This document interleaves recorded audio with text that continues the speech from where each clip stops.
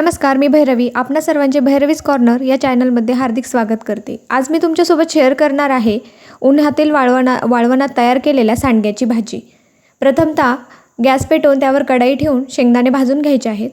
त्यानंतर त्या कढईमध्ये थोडेसे तेल टाकून त्यामध्ये तयार केलेले सांडगे, जे की आपण उन्हाळ्यामध्ये बनवतो, ते सांडगे तेलामध्ये थोडेसे तळून घ्यायचे आहे. थोडासा ब्राउनिश कलर येईपर्यंत त्याला परतत राहायचं आहे. त्यानंतर ते काढून घ्यायचे. त्यानंतर वाळलेल्या लाल मिरच्या असतात त्या देखील थोड्याशा गरम होऊ द्यायच्या, कारण पावसाळ्यामध्ये त्या मिरच्या सादळलेल्या असतात.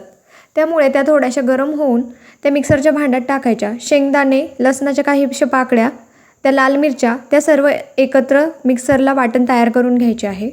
त्यानंतर कढई ठेवून त्यामध्ये तेल टाकायचं. मग मोहरी त्यावर तडतडू द्यायची.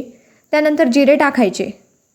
मग जिरे देखील तडतडले की त्यामध्ये चिमूटभर हळद टाकायची, धना पावडर टाकायची आणि कोथिंबीर बारीक चिरून टाकायची. माझ्याकडे कोथिंबीर नव्हती त्यामुळे मी नाही टाकली, तुम्ही मात्र नक्की टाका. त्यानंतर ते तळून घेतलेले सांडगे त्यात टाकायचे व जे वाटण तयार करून घेतलं होतं त्या वाटणामध्ये पाणी मिक्स करून ते वाटण देखील त्यात टाकायचे. चवीपुरते मीठ टाकायचे आणि त्याला मंद आचेवरती शिजू द्यायचे. हे सांडग्याची भाजी बनवत असताना मला आजी सासूबाई, मोठ्या सासूबाई, छोट्या सासूबाई, जाऊबाई, नणंदबाई या सर्वांची अतिशय आठवण आली, कारण आम्ही उन्हाळ्यामध्ये मस्त गप्पा गोष्टी करत करत हे सांडगे बनवले होते.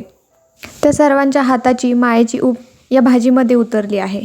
अशी ही वाफळलेली गरम गरम भाजी भातासोबत खायला अतिशय मस्त लागते. तुम्ही नक्की ट्राय करा.